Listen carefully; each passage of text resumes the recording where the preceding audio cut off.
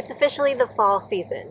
So today I'm going to be saving seeds from two different types of marigolds, both the common marigold and calendula, which is also known as pot marigold. And there's something really special about saving seeds from plants that you've been growing on your own for many years. Not only can you get a lot more seeds than what comes in the little packets, but you have something really special to give away to friends, family, and neighbors too. Today I'm going to show you how I do this. It's really simple. Welcome to True Freedom Permaculture, where I show you all the tips and tricks you need to have a green thumb, even if you weren't born with one. This is my marigold bed. It's actually a bed where I plant different types of plants, interplanting them together. And one of the final plants that has stuck around are the calendula. And I'll show you in a little bit, but I have a little bit of the common marigold as well in here. And I have really been deadheading this bed quite aggressively with the calendula because I've been saving up the flowers to make a calendula infused oil. And the calendula has a lot of health benefits, which I'm not going to get into here because I've done a separate video on it. But that is why I also really want to make sure that I save the seeds so that I have another crop to grow for next year, because it is so useful. Now the first, and I suppose the simplest option, would be just letting your flowers go to seed. Many people do that, and there is absolutely nothing wrong with it. That's how it naturally happens anyway. But for me, this bed, during the winter when I put it to bed, I add several layers of like compost and green material, some brown material, and some mulch. So what I'm afraid of is if I let it go to seed, those seeds will never make it up through that many layers, which is why I've chosen today to save the seeds so that I can plant them out the following spring. Now over here I have a little bit of common marigold.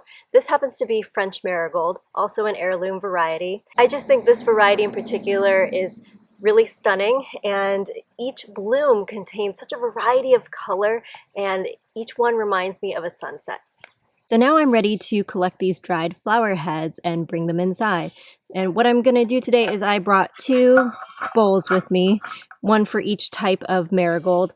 I like to use bowls for this as opposed to baskets because I find that the seeds are so tiny, especially with some, vegetables and fruits and flowers and such, that they will fall through the basket weave or get stuck in it. So I just think that bowls work best. So that is what I'm using today. And all you do is you just snip it off as close to the flower head as possible, and you will have the dried flower head. And I think that they look like tiny little caterpillars all curled up. They're really interesting seeds.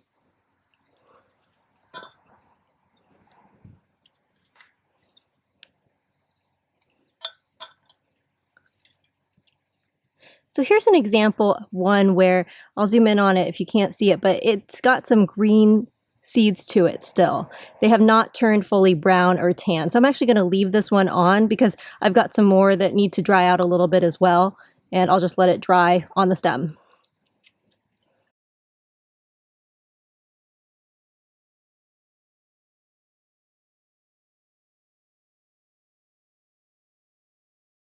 All right, so now it's time for the common marigold. And what you're really looking for, I like this shot because you can actually see an array of what's going on. So obviously the ones in full bloom, still not ready, but then you've got some that still look kind of fresh. And I can feel them. They're still kind of soft and pliable. What you really want is like this guy here.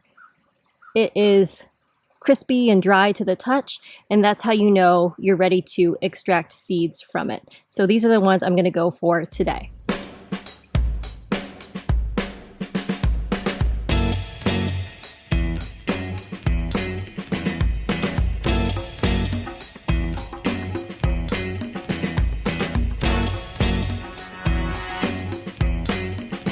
So again, I'm just cutting them at the base of where the stem meets the flower head.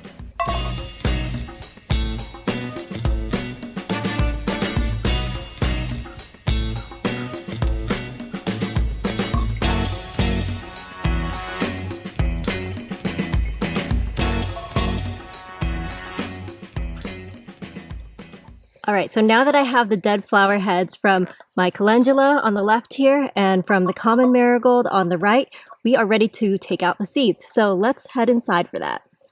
Now I prefer to save my seeds indoors or at least somewhere partially sheltered, because that way, in case a gust of wind blows, your seeds don't blow away while you're trying to sort through them, because that's naturally how they spread. So they are lightweight and prone to just flying in the wind. So that's why I came indoors to do this part.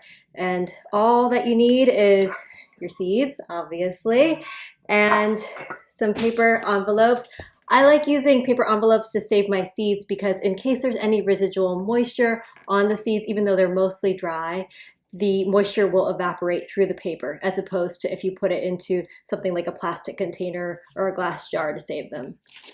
I also have some paper clips and a marker. The first thing I'm going to do is I'm going to label my envelopes, because it's so much easier to do this before you have any seeds in them, or else it gets all bumpy when you're trying to write. So let's go ahead and do that now.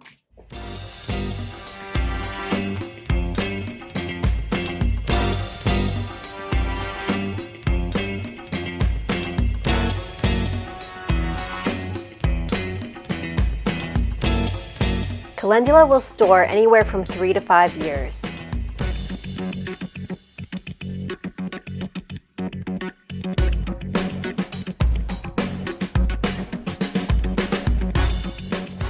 Common marigold will store for approximately 1 to 2 years. Now for the common marigold, this spring I'm actually going to perform an experiment on these, because some people swear that if you leave the seeds inside the flower pod, that they get better germination. They do grow in a cluster, but then it's pretty easy to separate them out.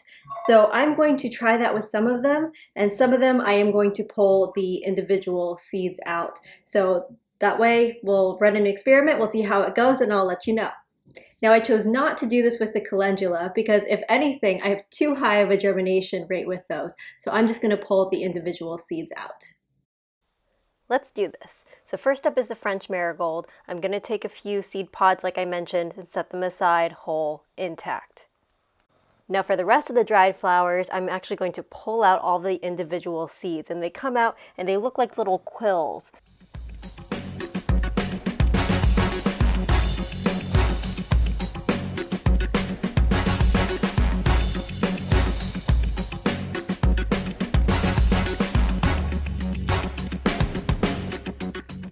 And I'm going to show you an individual one because it's divided into two parts. There's a black part and a light part. The black part is the actual seed.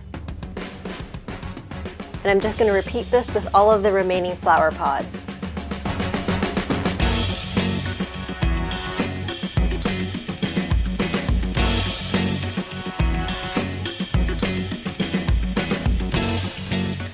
Alright, it's the calendula's turn. So this one, again, really easy. I'm just separating all the individual seeds from all of the flower buds.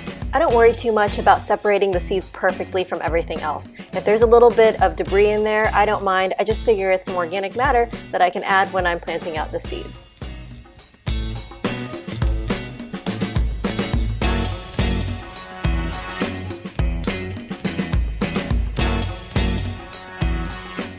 The flower debris goes into the compost. At this point, I have all of my seeds separated for both types of marigolds, and now it's time to store them. So I'm just pouring the seeds into my pre-labeled envelopes that I made earlier, and this is where the paper clips come in, because I'm not going to seal the envelopes because I'm going to be adding more seeds to them as more of the flower heads dry. And also, when I go to use them, I don't use them all at once typically. So I like to have the option of being able to reopen them and close them as needed. So using paper clips instead really comes in handy.